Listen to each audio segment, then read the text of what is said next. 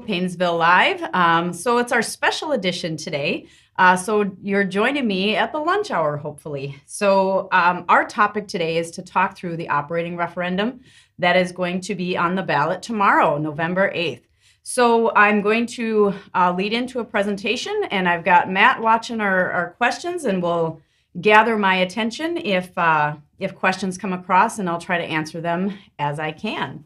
So here's really our intended outcome for today. We are going to learn about how our schools are funded, understand the factors that influence the money that does come into our school, learn about the cost for each household, and then really I'm going to give an opportunity for questions through the comment section. So make sure that you do put your questions in there, because I've learned that oftentimes if somebody has a question, others have the same question. So please don't hesitate to ask questions in the comments. This presentation can be found on our district website, and you'll notice that there are underlined green words throughout this presentation, and that's because there's more definition at the very last slide deck of this presentation, because many times the terms that are used are very unique to public education finance, and I wanted to make sure that people had access to the definitions if you would like to see them. So let's just kind of dig in. So first and foremost, how are our schools funded? So our schools are funded by three different types of funding sources.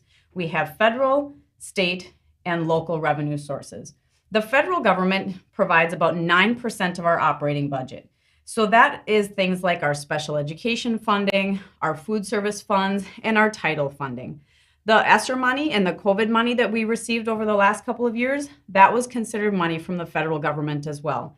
But those funds were limited and finite, meaning they're not coming ongoing and they're not part of the ongoing revenue for the school district. The second source is our state funding. And you'll see that our state funding is the black piece of the pie, which makes up 78%. So our state funding is generated by the Minnesota legislature. The Minnesota legislature sets a budget for 2 years. And over the past 2 years, schools were allocated a 2.45% and 2% increase. So what that means is there's money that's applied to a formula, and then that generates how much money a school district gets.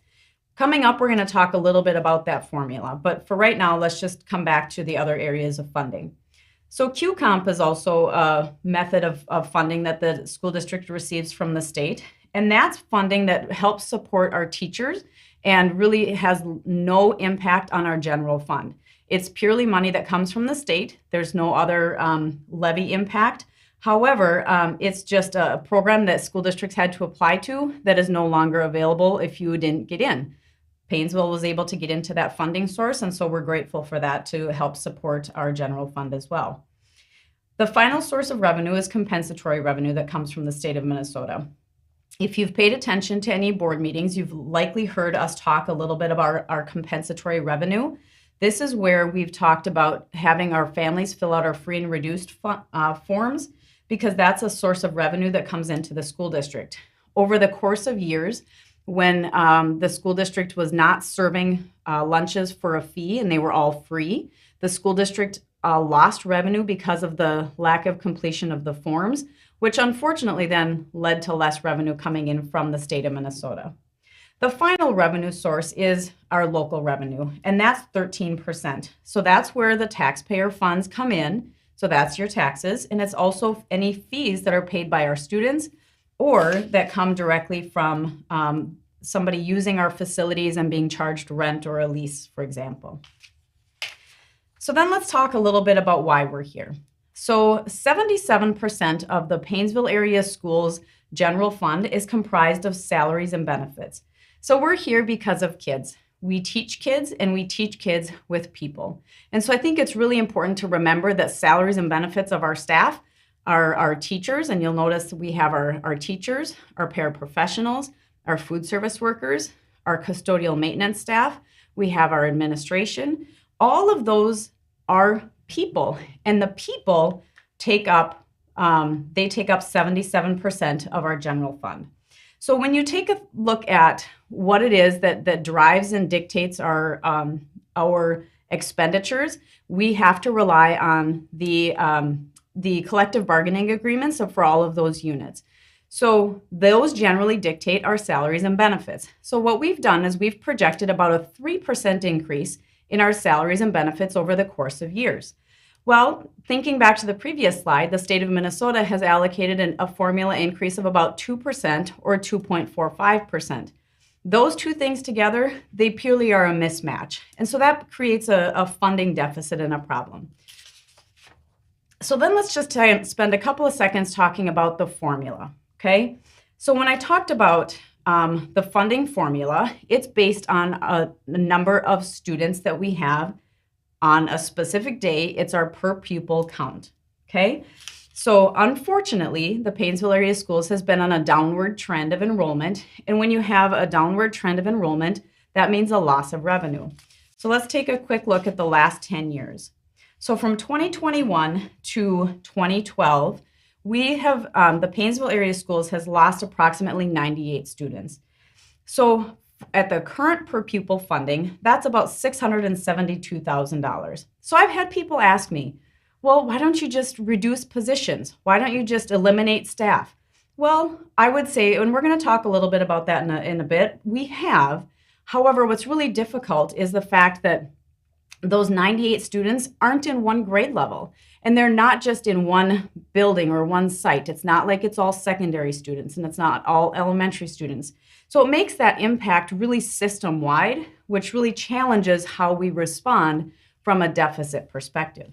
But the other thing I think is important to pay attention to is our open enrollment data. So the next slide is going to talk a little bit about the past 10 years of our open enrollment. So when we look at open enrollment, we keep track of how many students come into our district in addition to how many leave. So you'll see on this chart from 2021-22 back to 2011-2012, you see all positive numbers.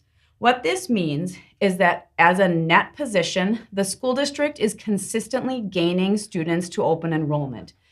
I think that's a really important point to note because that means that from our programmatic perspective, our school district is doing something that our neighbors and surrounding communities want. And I worry about losing those opportunities because then I worry about having our students transition and migrate elsewhere. So the open enrollment data is also important for us to pay attention to. So I'm going to go back and talk a little bit more about the funding formula and the state of Minnesota and how that is important and how that matters for our school district. So the next chart that I'm going to show you is going to show you a couple of different lines. So there's two lines, and we're going to all start from the same point back in 2003. So in 2003, there's a dollar amount, and then you see the top blue line. Sorry, got my colors mixed up there. The top solid blue line shows a trend of funding if the Minnesota Department of Education, if the legislature kept up with inflation. As you will see, there's a dotted line below that line, and that's what the actual funding has been.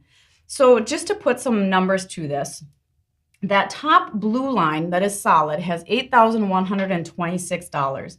That would be the number of the dollar amount per pupil that a school district would receive if funding had kept up with inflation. So now you'll see the dotted line has a number of $6,863.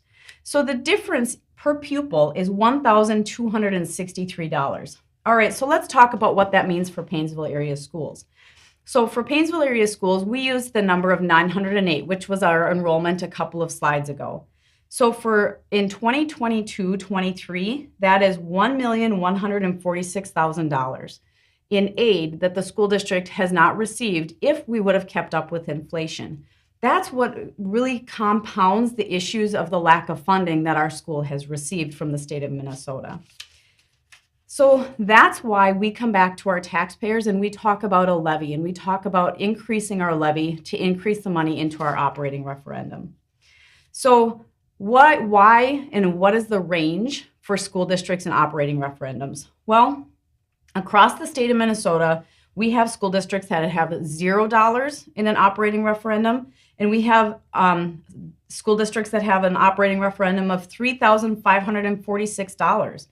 Our current operating referendum is $39.25. So you'll see we're nowhere near the top, and nor are we at zero. But we are here to ask for an increase. And we're here to ask the taxpayers for a $460 per pupil or per pupil operating referendum. So that being said, let's spend a little bit of time looking at how we compare to our neighbors. So this chart shows you our surrounding communities, and you'll see our green at $39. The next one over is Eden Valley Watkins, which is $43. As a caveat and aside, I had a conversation with the superintendent from Eden Valley Watkins, and that currently is up to $47 because that is indexed for inflation. So we're going to come back to that one in just a minute because there's a couple of others that you'll see that have an asterisk as well. So Melrose is at $200 per pupil. Belgrade Bruton El Rosa is at $706 per pupil. New London Spicer is at $1,020, and Sauk Center is at $1,055. So the solid line shows you where the average for our surrounding school districts are, and that'd be $510.50. The dotted line is what the Paynesville Area School Board has authorized a request for $460 per pupil. So again, I mentioned that that Eden Valley Watkins has an asterisk because it's indexed for inflation. You'll notice that Belgrade Bruton El Rosa and Sauk Center also are indexed for inflation. So, and we're going to talk a little bit about what that means for us at the Paynesville Area Schools on the ballot questions. So let's dig into each of those ballot questions specifically to see what that means. So the next slide is going to show you the first question in more detail. So can you go to the next slide for me, Matt? Thank you. So the first question is authorizing an operating referendum levy of $460 per pupil beginning fiscal year 2025. So let's talk about what that will cost each of our households, because I think that really is the bottom dollar, right? So this next slide is going to show you what the actual tax impact is for your household based on the estimated market value. So if you're looking at your property type, so this is a residential, homestead, commercial or industrial property, you look at your estimated market value. So the boxed area is for $175,000. That's because across the Paynesville Area School District, that's our average household estimated market value. So obviously we have some that are more and we have some that are less. When you're looking at that $175,000 home and you come over to the right side, you'll see $125 per year. That's how much it would cost annually if the operating referendum question 1 is passed, which is $10 a month. Now I've had people say to me, but if I vote no, does that make my taxes go down? And the simple answer is yes. If your household is valued at $175,000, your annual taxes every year will go down by $11 per year, which is about 90, I hate to estimate because that doesn't ever go well, but less than $1 a month, right? So when you look at the big picture, you want to look to the right side in the right column, and the monthly dollar is how much it is every month. The next one over is the annual cost. So it's important to note here that if you are an agricultural owner, so you've got a lot of acreage, you've got a lot of land property. This is based on 1 acre, it's your 1 acre, your garage, and your home, okay? So it's not taxed in the same way as some of our other operating referendums or our bonds have been. So this is different because it's an operating referendum instead of a bond. So I want to take just a minute to differentiate that. The other piece that's different here is that if you're a seasonal cabin owner, this operating referendum will not be applied to your taxes. Now, on your tax statement, it does not specifically say operating. It does call out the school district. So because we do have operating bonds so we have a bond for our building and we have a capital levy, which is a bond, those do show up in your tax statements. So our seasonal property owners, you will see an independent school district tax on there, but it is not for an operating referendum. So that gets kind of confusing. So I wanted to take just a minute to clarify that. So coming back to the simplicity of the estimated market value, take a look at that chart. And the second to last column is the annual impact, and that last column is your monthly impact. So for a $175,000 estimated market value home, we're talking about $10 per month. Okay, So that's question 1. Now, question 2 is authorizing, contingent upon question 1 passing, can the school district increase the operating referendum amount by the inflationary index beginning with taxes payable 2024, so fiscal year 2025? All right, so this is always a tricky question. And so in order to understand what this financial and fiscal impact is, I think we need to look at history before we look to the future. So let's go in and take a look at the referendum cap and inflation adjustments for the past 10 years. So from 2011 up to 2021, you see a chart here that has inflation numbers everywhere from a 0.67% increase in 2016 to a high of 2.94% in 2012. So if you look at the last 10 years, the average inflation was 1.78%. So that kind of gives you a look back. If you think about what our economy has been over the course of the past 10 years, you see how inflation has varied, okay? So now let's take a look at the forward projections. Now, I'm going to honor and I'm going to recognize that inflation is a really scary term right now because inflation rates have been so high. At the moment in time that this chart was put together, and the Ehlers Public Financial Advisors, that's our school district financial advisor, they put this together for us. But these, at the date that I put this together, our 2022 actual was 7.17. Now, I'll recognize that today that's even a little bit higher. So these come from the state of Minnesota, right? So Ehlers puts together this chart with the referendum cap from the Minnesota Department of Education. The most important line for us to take a look at today is the one with the gray bar and the asterisk, which says 2025, 1.66%. So if question number 2 is authorized, that would be the timing of when inflation would affect the voted on referendum dollar amount. Okay, so as we move forward, we're going to take a look at what that means for our tax impact. So again, taking a look at the next slide, you'll see 2025 has the gray bar with the asterisk of 1.66%. So when you take a look at in 2024, that $460 per pupil would go up to $467.64 per pupil. Because what we're doing is we're taking a look at that estimated increase and putting a dollar amount to that.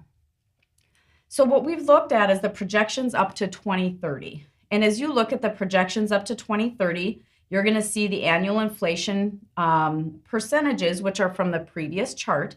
And we applied the dollar increase for the operating referendum. So you'll see in 2030, the projected dollar amount is $520.32. So I think back to what our voters said no to last fall at 531, and the projected increase in 2030 is still less than our voters voted down last November. So it puts it into context what that inflationary question allows the school district to do. I want to pause there for a moment and just frame that allows the school district to do is based on what the state of Minnesota authorizes. This is not a percentage that the school district just arbitrarily chooses, and it is not a number that the school district gets to pick from. This is set by the Minnesota Department of Ed, and it comes from the Bureau, I'm going to draw a blank on where it comes from, but it's your CPI index that we all pay attention to if we are, when we're watching what inflation does. It's the federal index from the Bureau of Labor and Statistics. There it is. So that's where it comes from, but it really is not set. The other piece that I will point out to you is that there is a cap in here that is set by the Minnesota Department of Education. You'll see on the previous slides that there's and Matt, can you go, oh, it's on that one too, the referendum cap. You'll see that in 2025, it's $2,150. We would be nowhere near that. So it kind of becomes a moot point for us because our operating referendum dollars are not near that cap. But I think it's also important to know that there are safeguards in place so that when community members are questioning, is this going to go out of control? The answer to that is no. Okay. So then let's come back and just say, all right, so first off, the school district had to make the decision, are we going to go to our voters and ask for an operating referendum? That answer was yes. The next question is, how do we respond to the deficit budget that we've had over the course of the last 4 years? So I think it's really important to talk about why we've been in deficit spending for those 4 years, because oftentimes, and the community has come to appreciate and expect a level of education from the Paynesville area schools. So the decisions that have been made in order to limit the impact on educational programming. So I think it's important to talk about where the money comes from then when you're in a deficit budget. So if you go to the next slide, we're going to take a quick peek at the deficit budget, or the fund balance that we have had to pay for our deficit budget out of. So really that's the equivalent of tapping into our savings account, okay? So in 1920, you'll see that the district had a fund balance or a savings account of $2,103,000. Well, in 22-23, our fund balance is at $1.1 million. So let's put that into perspective, because I hear $1.1 million and I think, man, that's a lot of money. But let's put that into perspective. So as a reminder, the school district operating budget is 77% salaries and benefits. So with $1.133 million, the school district can operate for 2 months paying for salaries and benefits. So that's not transportation, that's not our heating. So now, again, we have funding coming in, but it's if we're on a deficit, that's what's left in our savings account or our fund balance, okay? So you'll see that the school district has made a decision to maintain programming, to maintain opportunities for kids without having the impact that they would notice, but it has been costly. So now let's come back and let's take a look at, well, what has the school district done? Because I've also had people say, well, was that responsible? And I would say that the school district has also made a number of changes to really address the deficit spending thus far. So let's take a look at some of those changes. So there have been reductions in elementary kindergarten sections. So we used to have 4 sections of kindergarten teachers. Now we have 3. We have reduced a Phy-Ed position at the secondary building, which wasn't filled, to a half-time FTE. We eliminated an elementary music position that at a 0.2 reduction. We have reduced overloads at the secondary. So what that means is that students that were offered courses where teachers taught an overload or in excess of their 1.0 FTE, those were reduced from 15 last year to 7 this year. That one has ultimately been a loss of programming options for our kids. We reevaluated efficiencies in our custodial structure. We have not filled a buildings and grounds director position after that was realigned to be shared, and we lost our buildings and grounds director last school year. We've reduced paraprofessionals through attrition, which means when somebody resigned, if we could cover the needs of the students and not rehire that position, we did that. We've decreased the number of days that our paraprofessionals are required to work. We've decreased the supply and curriculum budgets, and we've worked hard to cooperate on activities such as gymnastics, cross-country, and dance. So our gymnastics program is a partner and a pair with Eden Valley Watkins. BBE is our partner for cross-country and dance. So those are cooperative agreements to do some cost sharing. So then I think it's important to talk about, okay, what if it doesn't pass? What's next? And I think the really hard part about this is that these are things that are all in consideration, and not one of us wants to do it. I think when you look at the increase of activity fees, that came out in the survey as an area of looking at activities and athletics. There's a possibility that we could increase our activity fees. Now, I think it's also important to note that our activities and athletics, and I'm saying both activities and athletics because it's not just our sports, it's all of our activities. It's our one-act play, it's our musicals, it's the things that are all the extracurriculars together. That's only 3% of our operating budget. So we could increase fees there, but we're not going to see a significant increase in revenue. We've talked about decreasing our elective offerings. So again, making a focus on what we're required to offer for graduation for our students. We've talked about the elimination of the block scheduling. Now I'm going to pause at this one for just a minute because I've had people talk to me about the block schedule and that they don't like it. And actually, that would be okay if you got rid of the block schedule. There's ways for us to handle that, the concerns around the block schedule without eliminating it because of a result of a failed referendum. I think the thing that's really important to note is that the block schedule has really allowed some creativity and opportunities for our secondary students that they haven't had with a single 7-period day. Now, are there things that we need to do and be working on? Absolutely. And the secondary families, you guys have been getting, or if you haven't already, you're going to get a survey from Mr. Orline about what is it that you like about the block schedule and what don't you like. Because there are things, this is only the 3rd year of our implementation, there's things we can do differently. But I wanted to pause there for just a minute because I don't want people to have the elimination of the block schedule be okay, well, let's just do this in a different way. So it's an important one to pause at. This one is probably the next biggest area that is of a concern. We would have larger class sizes, increasing an average from 21 students to 25 to 28. So how do you get larger class sizes? You reduce teaching staff. And what we're looking at is a possibility of reducing approximately 8 teachers. We've talked about the reduction of our Dean of Students position. We've also talked about a permanent restructure of the Buildings and Grounds Department. We've also considered increasing our walking distance, which is a decrease in transportation routes, and which would be more walking distance or longer bus rides for our kids. We've also talked about ways to charge students for things such as parking passes and parking permits. So the long and the short of it is that the district has looked at a lot of possibilities.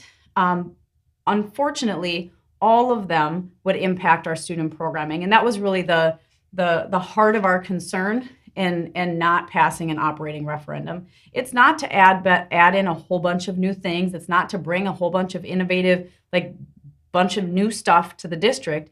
This is to maintain and sustain the programming that our community has come to expect.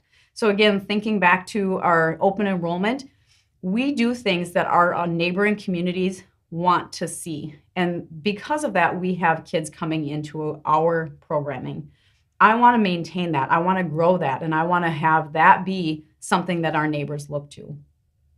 So the other thing that's important that the district has had to face and think about is the fact that we have a tech levy. You heard me talk about the bond or the capital bond, the tech levy. And I'm going to use those two terms interchangeably right now because we have to think about how do we communicate about the upcoming tech levy, which is in 23-24. So the tech levy generates approximately $300,000 a year annually for our school district. So if that doesn't pass, then what do we do with that? And where does that money come from? That would come out of our operating, our general fund. So those are a couple of big decisions that have been in front of the school district, which have driven the conversation, the dialogue back to the voters. So that's why we've asked the district. The district has come forward with a ballot question asking for an increase of an operating referendum on November 8th. We really need people to get out and be educated voters. So my ask is to get out and vote. And I want people to ask questions. So I'm going to pause here for just a second, and I'm going to see if there's any questions that have come through that maybe I can answer. And we'll see how well I can really work on wait time and see if there's any questions that may pop in. While we're waiting, I will just say thank you to the individuals who have reached out with questions, because that's really helped me kind of gauge what people need for information. A thank you to the community, our community places who hosted an opportunity for our school to come out and answer questions. We were at the Sportsman's Den in Lake Henry. We were at Queen Bee's in Paynesville. We were at Shady's in Paynesville. We were at the Green Roof Area Center. We were at the Coronis Ministries Tabernacle. So I thank you to those individual businesses and entities that opened up a space for us. I thank you to a couple of our faith-based communities that invited me in to answer questions again. Really, here's the heart of my ask is just to be informed and be educated and get out and vote. So I hope to see a high turnout and participation tomorrow, November 8th. Polls open at 7 a.m. You can check Poll Finder if you need to know exactly where you can vote.